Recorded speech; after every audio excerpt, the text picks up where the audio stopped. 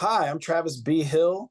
I'm the creator and writer of Thorn, as well as some other comics, which we'll be talking about today. And you can find me on Twitter and Instagram at Travis B. Hill 5.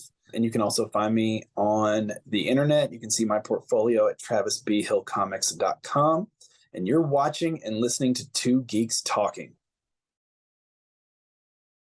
Good morning, afternoon, evening, everyone. Two Geeks Talking is an entertainment industry interview show where we interview the creative people from the comic, film, TV, movie, and video game industries. And of course, I'm your host, Kurt Sasso. We're joined today by a very talented writer. He is a comic writer, but he is also a PhD student, probably has his PhD by now, so I have to call him Dr. Travis B. Hill. But we're joined by the ever-talented Travis B. Hill, creator of Thorn and a bunch of other comics that I'll let him talk about during the interview. How are you doing today?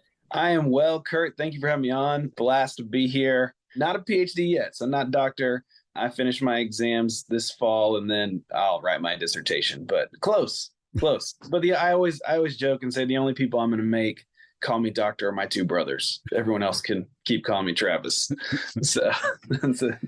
Once you become a doc in your respective major there, and we'll talk about that as well too, you'll be probably my third or fourth doctor I've had on the show. So that works out. There we go. I'll come back at that time. We'll talk more. Which means I'll have to have a doctor panel on comics and their creations as well too. So Danny Gorney, yourself, and Doc Carlo S. San Juan from the Philippines will have to come on and do a roundtable session. That'd be good.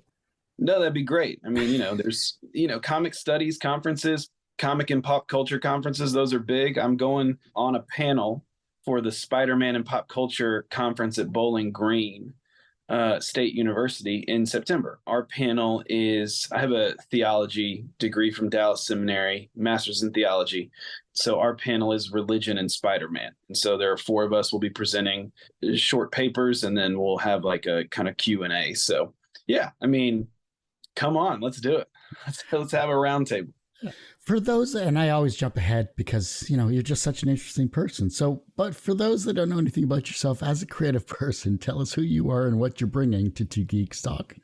My name is Travis B. Hill, and I know that we're going to be talking about Thorn today a little bit. That is a new comic that I have with Advent Comics that's coming out.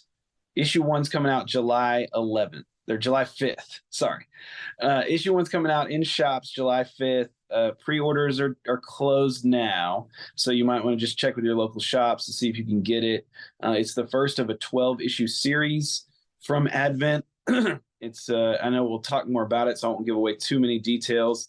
Other than that, as far as comics goes, I am the lead scriptwriter and associate project manager with Sequential Potential Comics, or SP Comics, where we collaborate with academics, nonprofits, scholars, researchers to turn their scholarship into comics. And so we sometimes create like a one shot, like a 20-page issue. We're working on a couple of graphic novels.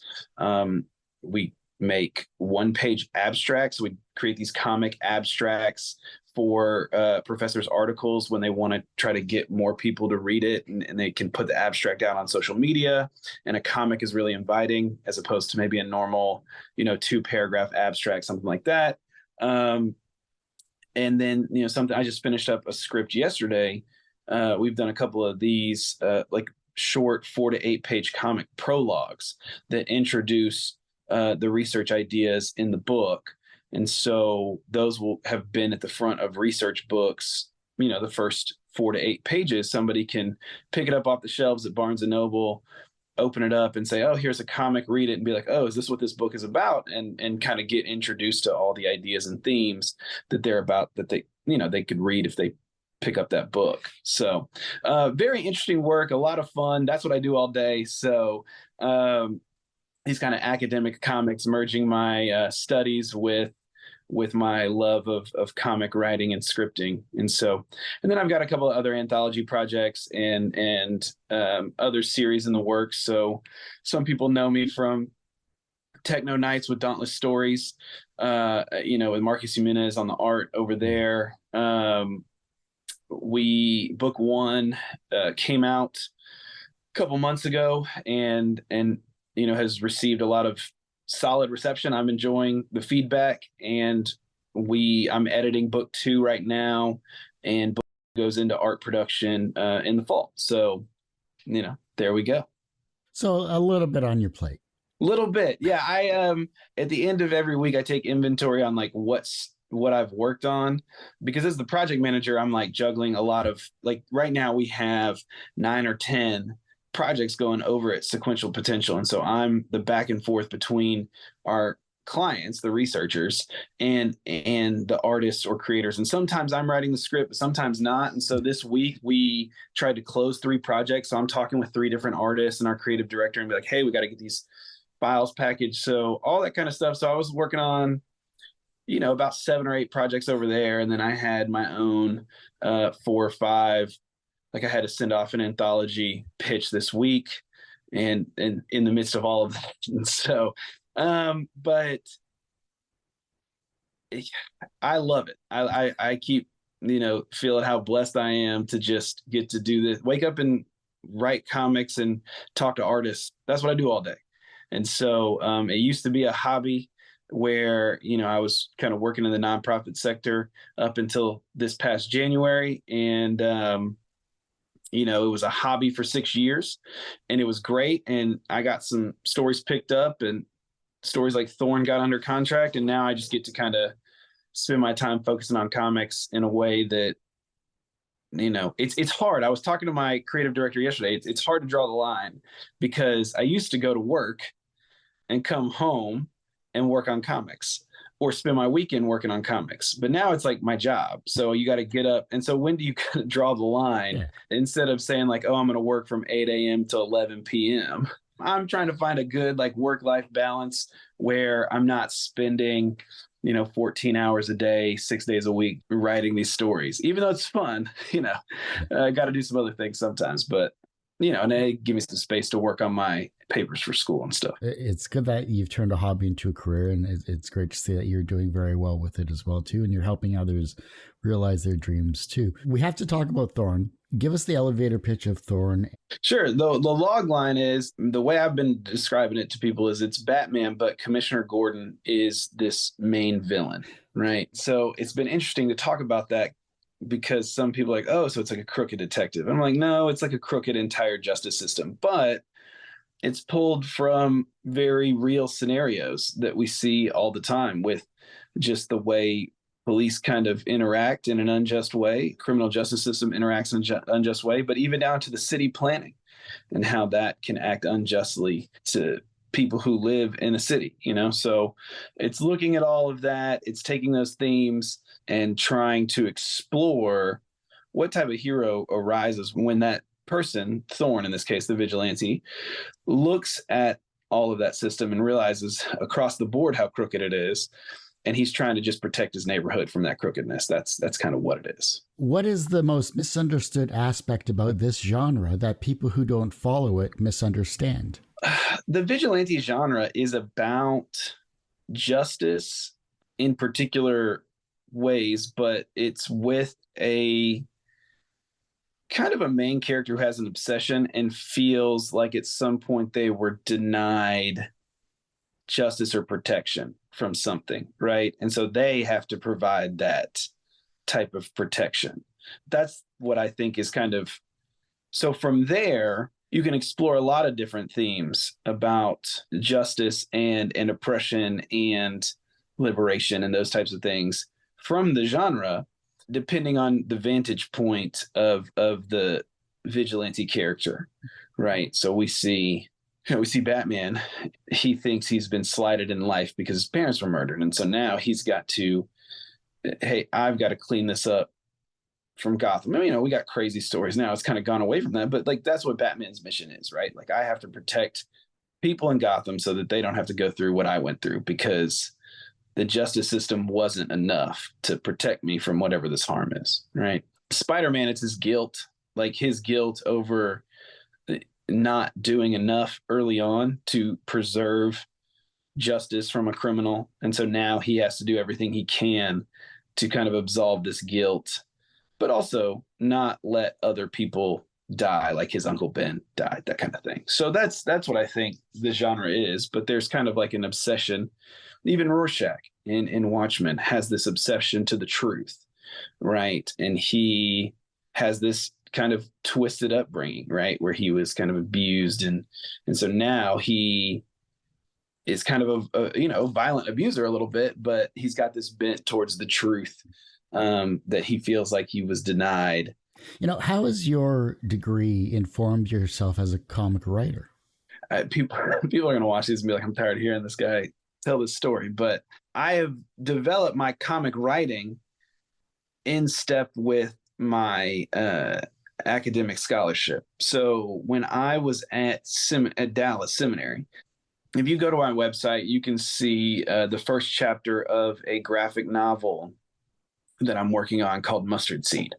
It's completely done. The first chapter is completely done. You can read it. And so that is based on the graphic novel itself, Mustard Seed, is based on my last 2 years living in Shreveport. My roommate and I, my best friend, we were working with a bunch of teenagers in the neighborhood that we lived in, Sunset Acres, and one of the guys got kicked out by his dad and said he can't come back. And so he came to live with us. And so it's about kind of that experience of, learning to do life together in this very kind of found family type way, and learning from each other, and kind of starting to realize things for the first time, and just being introduced to different types of struggles in the world. And so that's what it's about. I left Shreveport to come to Dallas to start working in nonprofit and to go to Dallas Seminary. And so at that time, I was far enough removed from Shreveport in that time of my life. I started to kind of reflect, like, okay, thinking about themes and the way I think about that theologically and philosophically, and just like the experience we had and what it meant. And so I thought, and of course I'm a huge comic reader from like age 5, 3, I don't know. And so I was about 30 years old at the time, and I said, man, this might be a comic book. Like, I could write this as a comic. Like, I could envision retelling this narrative, like kind of this time in my life as a comic. I might have an idea here. And so I had taken a couple of classes in the arts department. I went to the head of the arts department at the seminary and said, I signed up for a like little weekend comic book writing class in New York with the associate editor of Spider-Man at the time, Tom Brennan.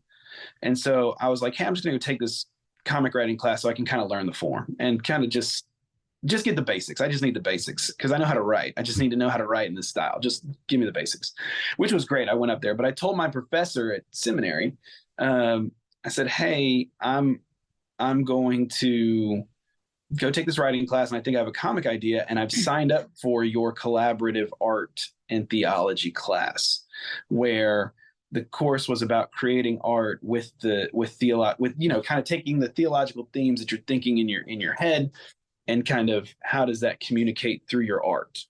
So I was like, hey, I'm going to take that class and kind of flesh out some of these ideas. And he was like, oh, well, you need to get with Mark Pate. This guy, Mark Pate, he's a comic book artist on campus.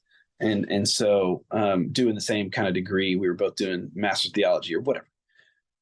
And so I met with Mark, who is the artist of Thorn and Mustard Seed.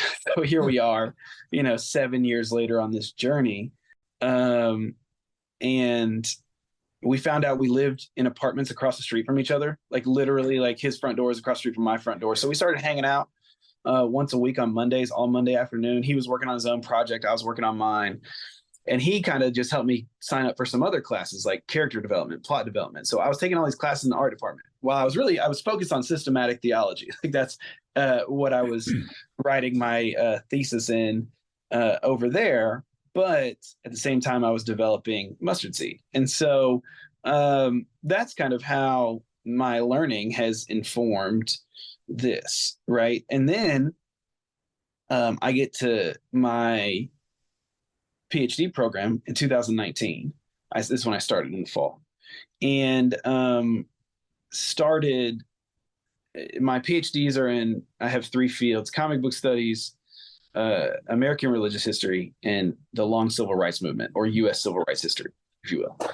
And so I started thinking on those things. And I wrote a paper. There was a conference that I went to, and it was called Origins. And it was about origin stories. So papers thinking through origin stories and the origins of things.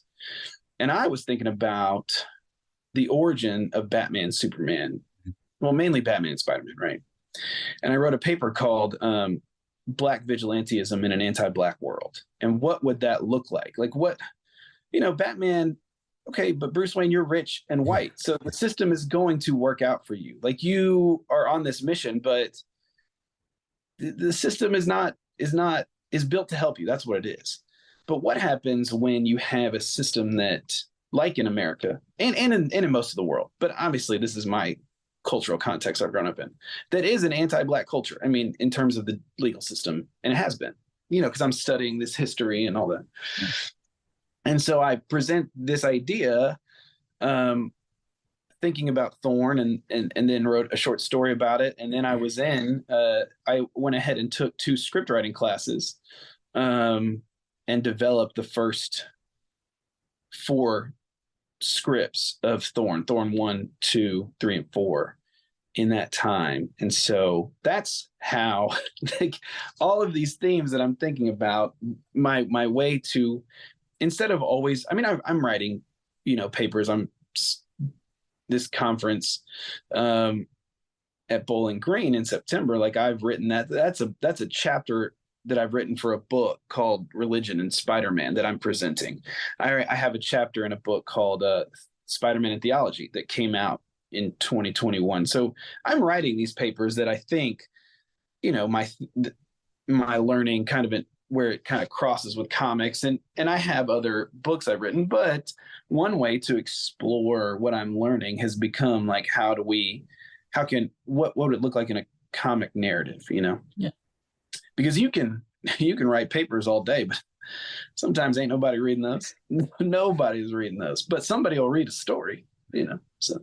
That's just like, if you post a video on YouTube, either you're going to get 1,000 views or you're going to get one person that's yourself. So, Yeah, sure. That's it. But also me telling you what, Spider-Verse is about, right? Because that's the most recent movie I've seen. Versus you going to watch Across the Spider-Verse. Me telling you what the themes and the meaning of Spider-Verse is about versus you going to watch it. More people are going to go watch it than hear me talk about what I think the philosophy is about. Was it a good film? Because I haven't seen it yet. So it's very good. It's high packed. Here's what I have been saying. No spoilers, because they've already said it's part 1 of a 2-part thing.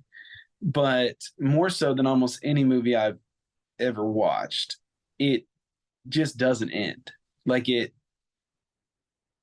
stops in the middle of a story is basically what happens. And so for me, people are like, "Oh, it's an incredible film," and I'm like, "Well, it's an episode of a 2-part series, but it's not really a film." And it's excellent. I mean, from musical score to the animation, everything about it is excellent. The story so far is excellent. Like it's excellent. So, but then just this morning, someone pointed out, well, one character from start to finish has a narrative arc that resolves. And I mean, they told me I'm not going to give that character away. And I said, "Oh, you're right. You're right. So much is going on that I forgot that happened." So if that's the case, like if we're just looking at it through that character's lens, then it's a very good film for that character. It is. So, but definitely worth the watch. I'm going to go see it again next week with my wife, but after that, I probably won't watch it again until next March, right before the next movie comes out, like the day of, like whatever that Thursday is. I'll take an afternoon, watch the first one, and then go watch the second one. Nice. Just because the cliffhanger is so frustrating. It's like, why do I want to watch this if I don't know what's going? Like, I want to see the thing get to an ending. But it's good. It's very good. A lot of fun to watch. But I think Into the Spider-Verse was is one of the best comic book films ever, top two in my opinion. And I could rewatch that all day. It's so good. What was an early experience where you learned that language had power? And I'm going to add a secondary question to it. And how has that helped you as a comic writer? Gosh, I don't know. That's a powerful question. That's deeper. Um, I don't know of a first experience. I just think of my time as mainly when I think of language being a powerful tool. I think of great orators, right? People who can really speak and give these inspiring speeches, which I am not. And but also, I've always been impressed with the power of people who can be soft spoken when making a presentation, giving a sermon, giving a speech, where they're really soft spoken, but they have everybody hanging on every word because they can just communicate in a great way. And so I think about language as what it's meant to be, right? A mode of communication. What I think is best about the power of language is people who know how to. I'm just not one for a bunch of big fancy words. And if you can communicate to a wider audience who, if you're not trying to make your language super selective and kind of high academic, which will exclude people. But if you're trying to communicate in ways, and I think that's kind of what makes sequential potential fun, is because we are taking this very dense academic research, and people in the academic field don't use language to exclude people. I think they use it to get very kind of intricate points across, and so they have to use very specific language, which is great.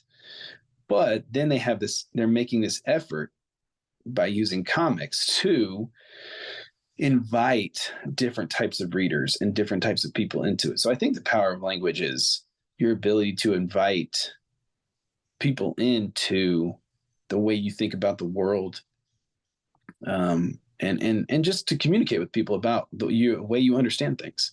And so I feel like my understanding of language has developed, and the power of it has developed over time. I can't point to an exact point. When you ask me that, I start thinking about the first time I had to give a 5-minute speech in my intro to communication course in college, my freshman year. And I was like, and it could be on anything. And I was like, I don't want to talk in front of anyone ever. And then, I taught high school math for 4 years, and then I was a basketball coach. And so it's like, I talk in front of people all the time now. Like, I make presentations at conferences. And so it's, you make this journey, but you make this journey with language and knowing what is meaningful to say and not, and sometimes getting it wrong. And, yeah, my wife and I go to this comedy club on Thursday nights as often as we can. And we see, local comics doing their thing, cutting their teeth a little bit. It's the free show on Thursday so we like that. But they're good. And sometimes they're really bad, but they're up there and they're getting better. And it's fun to watch people develop their confidence and that kind of thing with language and with knowing what to say and learning what not to say. And so, yeah, I don't know. That's a long answer, and it probably has not a whole lot of bearing on what you asked, but and I think that helps me with comics as well. You kind of think about, how you can communicate to other people in the dialogue. Comics has this 3-tier, in my opinion, I don't know, this isn't like in a book or anything, but has this 3-tier method of delivering information, right? Captions through the narrator, dialogue through the characters, and then the visuals through the artist who's providing. So you can layer a story 3 different ways, and you can give meaning to it a lot. Visually, you can do visual kind of like straightforward or metaphor. Your narration can be about something completely different, themes and ideas and philosophy, but your dialogue can be, whatever. So I think the cool thing about comics is you don't have to use all the language that you think you have to use textually, because you have these different modes of communication. So you can you can trust your readers a lot more. You have to. I mean, Scott McCloud talks about the gutters and the reader has to participate, right? Same with Nick Susanis in Unflattening, talks about the participation of the reader, and how that enhances the communication. So, I think the language in comics has to be constructed in such a way that allows the reader to participate with not just what's being said, but what's being shown and what's not being shown. And so, yeah, so a lot of, I think, all of that to say that what's informed me is my selection of language and what to say and not say. Everyone usually asks on these types of interviews, what's the wisest piece of advice or what's the most BS piece of advice you've ever received? But what is the second wisest piece of advice that you've received that has stuck with you in your career? What the thing for me is write it. Like the biggest, people get stuck, and I've gotten stuck before. Like, I don't know what this is gonna. Just write the thing, get it out on paper, and then figure out the rest. So that's been a good piece of advice that I've carried with me. Just whatever it is, get it out. Don't just sit here and be like, oh, I've got this idea, but I can't figure it out. And just write it out, get it out. And then you can start to develop and add and massage or whatever. And that's me with the script stage. I'm like, golly, I don't know. And I'm always like super nervous when this is an experience, right? With that I'm thankful for, that kind of tells me I'm doing okay for now. I don't know. Maybe down the road I might be bad at this, but for now I'm doing okay.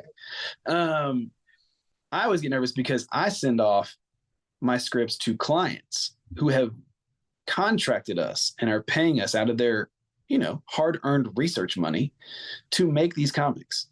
And we've gone through conversations. Usually we have a couple meetings, and then I get their material and I read it.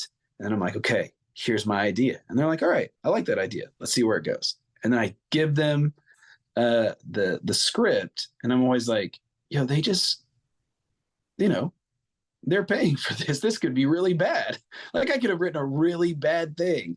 And I don't have much anxiety in life, but it's that, like, while I'm writing a script for a client specifically like that, I just get like super, like, it takes me a lot longer, but then I have to remind myself, just write the thing, and then we can figure how to change it later.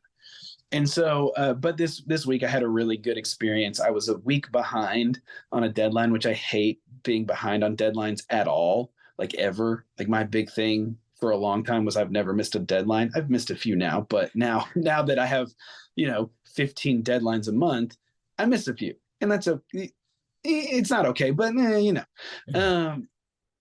happens. And so I was a week behind, and I was like, just trying to get this thing written. And I was doing damage control on some projects last week just because, we had some deadlines and I had to make sure the artists were meeting them, and the art and the files, not damage control, but just like, it was a high intensity week. Yeah. And so I didn't get the chance to spend as much time on the script as I wanted. And so I spent the holiday weekend kind of getting it all worked out.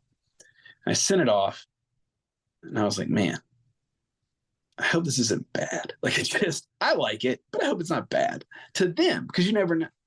And then a couple hours later, I got an email back from the client and was like, hey, this is great.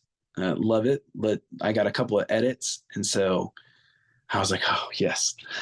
So my thing is, but it always starts with that advice, like, write the thing, just get it written, and then figure everything out. And a lot of time, more often than not, like, people will like it. And if it's bad, this is my second thing. Have a good editor. Don't ever, I've heard people say, I'm like, oh, who's the editor on your comic? People doing indie comics, and people doing indie comics and Kickstarters, which I love. I love supporting Kickstarters, but I'm all, sometimes I'll be like, hey, okay, you've Kickstarted like 5 issues of this thing. Like who's the editor and the writer? A lot of times the writer will be like, oh, well, I'm an editor, so I edit myself. And I'm like, no way. I've never I've had an editor on almost every story I've done at some level, and they've always made the comic better. Whether it's a four, there I've got this story coming out in Limit Break. Limit Break, they've got their new anthology called Fractured Realms, and it's about like horror, like Norse mythology, but you take you take an old Norse myth and you turn it into a horror story, right? Nice. Yeah, and so it's just a 4-page story, and I sent it off, and the editor, Paul and Gary Mahoney, Paul Carroll and Gary Mahoney were over there at Limit Break, and they sent me notes back, and I was like, oh, they're like, hey, like you're characterizing this character one way, but if you stick to this kind of characterization, it'd probably enhance the story.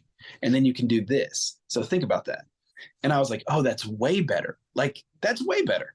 And so I kind of, couple quick edits and boom, better story. Right. So same thing with Techno Knights, right? Brent Fisher, they are fantastic. Yeah, oh, yeah. Just a fantastic just at everything. They're great at everything, right? Anthology curator, I mean, and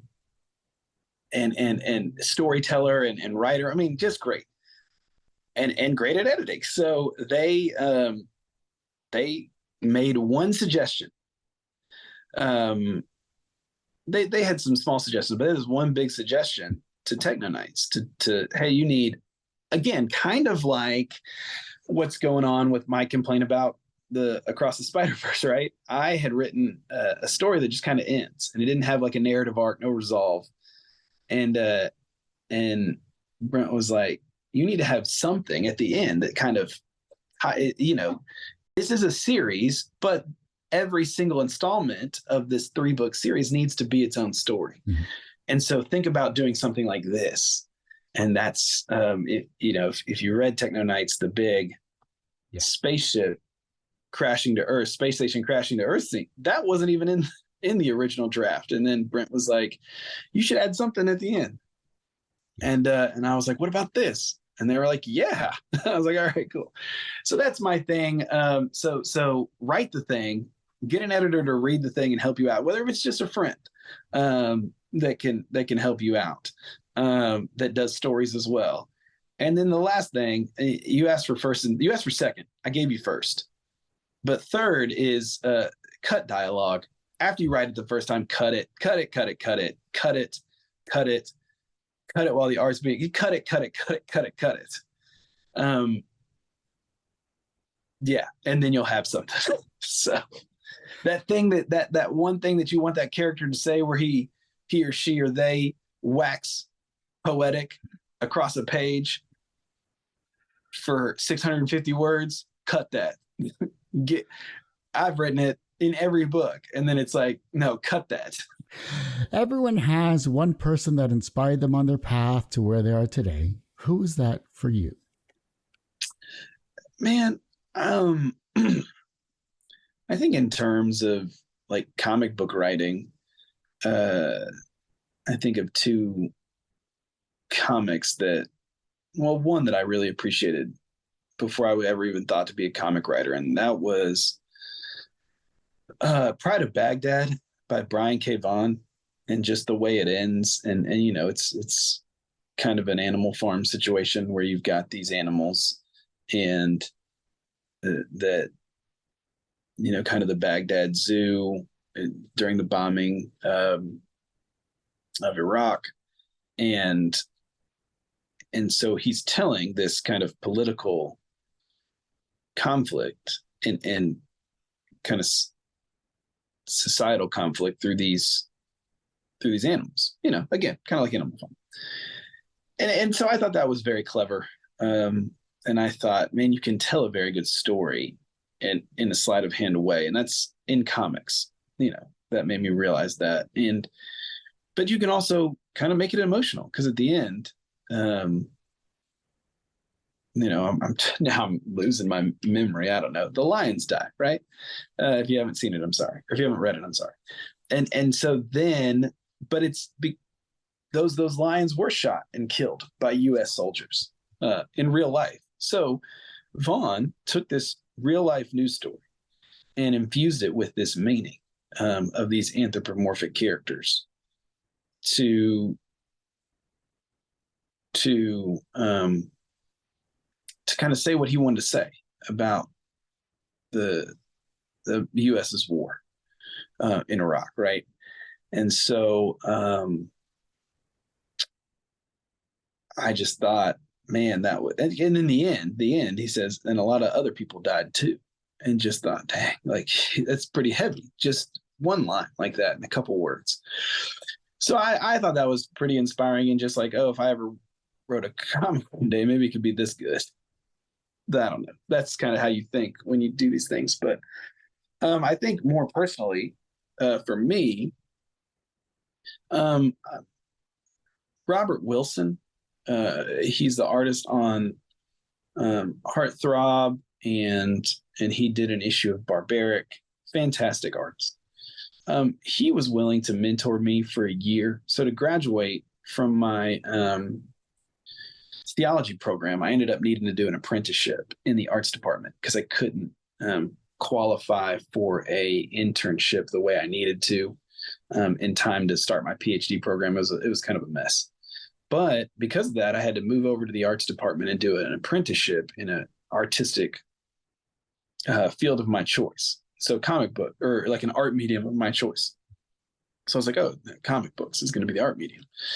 And so part of that was you had to go find a mentor in that medium to mentor you for a year, a school year.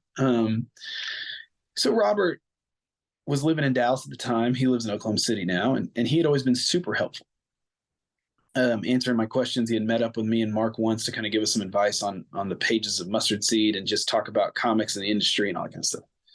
And so I reached out to him, and he agreed to mentor me for a year and gave me just tons of advice, and not just comic advice, but comic business advice.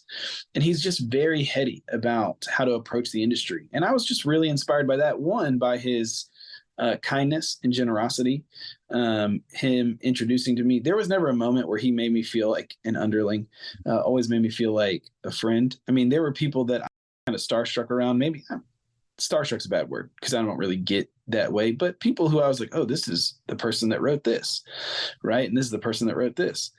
And he was like, oh yeah, I know them. Like, they're my friends. And so he would introduce me as like, oh, this is my friend Travis. Not at once did he say, oh, this is a guy that's helping me out, or a guy that I'm kind of showing. Or not, he's just always, this is my friend. So just the kindness he showed me, and just the way he navigates in the industry with what I think is integrity and kindness, that was real inspiring. And so kind of showed me like, hey, approach comics in a particular way, because we hear all these stories about fucking assholes in comics and abusive men and just all of that. And I kind of hadn't really got into comics much at that point, but the stuff I knew was like, oh, there's a lot of,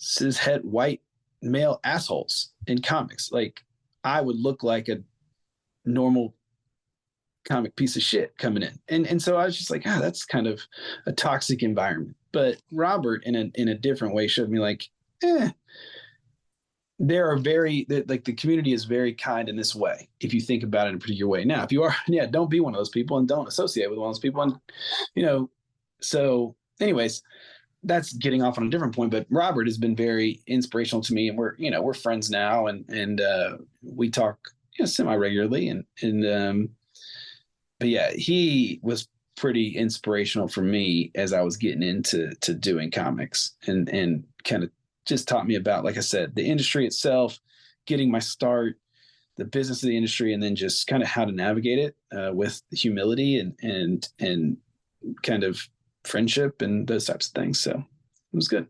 From a professional standpoint, you have a master's degree and soon to be a PhD in an amazing field. You've created comics as well too, so you're successful in that regard on many fronts. So professionally, you're successful. Do you consider yourself personally successful? Yeah, I think so. Professionally, yes, I'm successful in ways that I've been published. I'm in shops, like that kind of thing, and that's great. But it doesn't translate into anybody in comics, whether it's Kickstarter or on the stands, knows that it's hard to translate it into a big like monetary thing. That's why I'm thankful for my spot over at Sequential Potential. Because I'm able to do this. But man, I tell everybody every day, like, my wife's amazing. And ever since I've been married to her, every day feels like a vacation. Like, just, it's great. Like, her and I talked about it one time because she, her and a couple of her friends, our friends, like kind of got married in the same time, and they were having problems early on in their marriage that we kind of weren't having. And she was like real worried about it. And she was like, should we be having these types of problems? And I was like, I hope not. Like, I'm not trying to have those problems. And I just, and I said, look, every day us being married, I say it all the time. Like, this feels like a vacation. We're almost at 6 years, 6-year vacation. That's what it is. There's got its ups and downs, and so that, I've got good friends, that good community, good life. I'm probably declining in health now that I'm not out of my athlete phase, so maybe not that. But I feel like I'm successful in that, like personally, just in my relationships and in my friendships. And so that, yeah, that's an interesting question. But yeah, I think so. Like, I think my personal success very much outweighs and outlasts and overextends beyond any of my professional success in comics or academics, for sure. So yeah, that's, again, you're asking these questions. So I'm sure I have more answers and about the ways I think I'm impacting the world beyond what I'm creating. But I don't know. I just think, like, I think I'm personally successful. Yeah, I like where I'm at. The reverse of success is failure. How do you deal with your failures? I'm gonna give you the Giannis Antetokounmpo answer. There is no failure. It's all steps to success. Earlier this year, when the Bucks lost in the playoffs, like right after they lost, in the post-game presser, one of the Bucks media beat writers, I mean, the Bucks ended up number 1 in the East. They were, kind of favorites to go to the finals. And they lost to the 8th seed in the first round. And so this beat writer asked them, do you, with all these expectations and finishing the first seed, and you've lost the 8th seed, when you had like finals aspirations, do you consider this season a failure? And, Giannis is super emotional, right? He's just lost after this kind of grueling NBA season and with these expectations on his shoulders. And he was perturbed. It was like, why would you ask me that? And then he said, there is no failure in sports. There's only steps to success. So I guess that's it. That's my answer. There is no failure in what I do. It's only steps to success. And so there you go. I like it. Yeah, that was a great response to it. I mean, he could have told the guy to fuck off and just walk off. He could have. Yeah, very much. But he gave probably the best response to that type of question. And I've watched that a few times. It's like, yeah, it's we also, and just to kind of segue off of that real quick, is we don't look back on what we do and look at the victories we've had. We only see a project complete, but we don't understand or recognize our path to the successes that we've accomplished. And my thing is, like, I mean, setting aside the humor and using Giannis's answer, but I mean, in the end, we can say, like, if you didn't achieve a certain goal, then the way to handle that, and we call that failure. Because honestly, like, yeah, Giannis, you failed. You wanted to win a title and you failed at it. Like, you did not succeed. Now, if you go get one next year and you say, oh, well, then what? If you point back to this moment and say, this is what helped me get there, then you learned from it and you figured out how to be better the next time. And I think that's what it is. Like, if you want to say, oh, I didn't achieve my goal, so I failed, the way you handle that, if you want to continue to achieve that goal, then you have to learn from it and figure out how to be better next time. I mean, I was just reading I think it's Detective Comics 1072, the one Ram V is writing, the most recent one that came out this week. I was reading it last night, and they were, talking about something that makes Batman great. I think it was the villain who was beating him. I don't know if that matters. It was the narration. Yeah. But the thing about Batman is not that he wins right away every time. It's that he knows how to learn from defeat and then he's able to beat the enemy. That's what he's able to do. Like, the way he can strategize is he's got to take a couple lumps and then figure out, okay, this is how I beat you. This is how I strategize against you. And so they showed, like, he was fighting these two characters that had kind of, worked him over a couple of issues earlier, but now he learned their weaknesses after the first fight. And so he took him out with ease. So that's kind of the thing, So there you go. That's what it is. It's about learning and then getting better, and achieving the goal that you didn't achieve the first. The younger generation is looking at your work and they're becoming inspired to be creative in their own way, whether it's as a writer, a creative person in some way, shape, or form. Maybe you've inspired them towards that path. How can they inspire the generation that follows them? Try to break the mold of what you see that's been done before you that inspires you. Try to take that, learn from it, but then break it and do better. Because we're not getting it all right. So, look at the world around you, find out what it needs. It's going to need something different than what, I think my generation needs.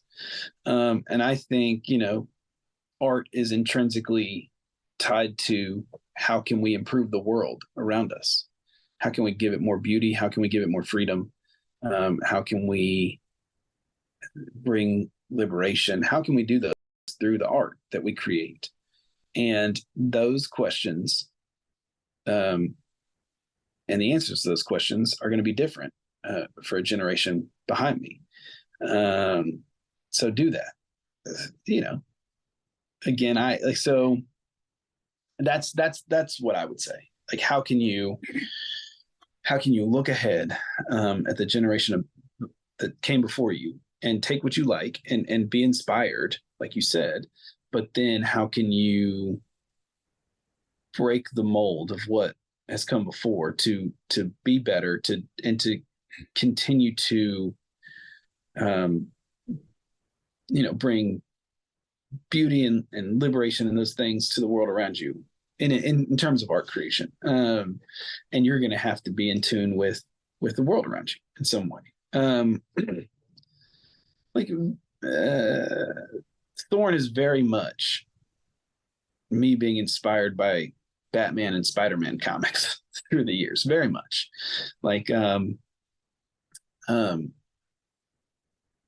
So if you've read the Zero issues up for free. I told this on a couple of podcasts. Read the Zero issue and then go read Detective Comics 27, the first appearance of Batman. And it's a direct homage piece or homage or whatever to that. But it's like me saying, okay, but this character is different in this way. So like, here's what inspired the character, but here's why it's different and necessary for now. There's that, Spider-Man, right? His comics. You'll see this in a couple of issues of Thorn. Spider-Man is going through the city. He's got to go get to, Aunt May or whatever. He's got his thing that Peter's doing, or he's got his thing, that he's got to stop Doc Ock. I don't know. But the filler of Spider-Man comics is there's always somebody doing petty crime that he has to stop, whether it's a supervillain or just, regular Joe. He has to take the time as he's swinging across the city to stop them. Like that's his thing, right? And so Thorn, as he's moving across the city at different times, he has to stop and stop police nonsense. And whatever these police are doing right now, they shouldn't be doing to the citizens of the city and of his neighborhood. He needs to go and solve this crime, but he has to stop and deal with this police nonsense. And that's kind of part of so it's me taking these things that inspired me as a comic book reader and then doing something different for today. Yeah, that's all. If your life was a comic book, what would its title be? And what would its soundtrack be? Oh, well, I mean, I'm writing a comic book about my life, and it's called Mustard Seed. So let's just stick with that because I've already done it. I'm terrible at titles. I hate them. But eventually, if I work on a story long enough, they kind of work themselves out, and I find one I like. It just takes a lot longer. So I say I'm terrible. I just can't come up with them right away. But Mustard Seed, let's stick with that. Album, I don't know. I'm not a big album guy, but I really like The Human Condition by John Bellion. So I'm going to say that. That's the first thing that came to my mind. So that one. Well, I do hate to say it, Travis, but that ends this particular episode of Two Geeks Talking. I want to thank you so much for coming on the show. Thank you, Kurt, for having me. It's been a blast. Before I let you go, where can we find you? How can we support you? And where can we find you online? Okay. On Twitter and Instagram, Travis B. Hill 5. Instagram is more of me just kind of posting about comics and what I'm up to in comics. Twitter is where you get my comics plus my NBA thoughts, my theology thoughts, my political thoughts. So I can be a little bit more obnoxious on there. I'm sure I'm muted by plenty of people. So if you're just looking for comic updates, go to Instagram. But it's Travis B. Hill 5, both of those. TravisBHillComics.com. You can see a sample of my work. You can, like I said, the first issue of Mustard Seed, the Thorn 0 issue, as well as several other short stories if you want to see a sample of what I'm up to and what I've been up to. And then lastly, support me by, going out on July 5th to your local comic shop and picking up a copy of Thorn. If they don't have it, then figure out how to get it. That's all.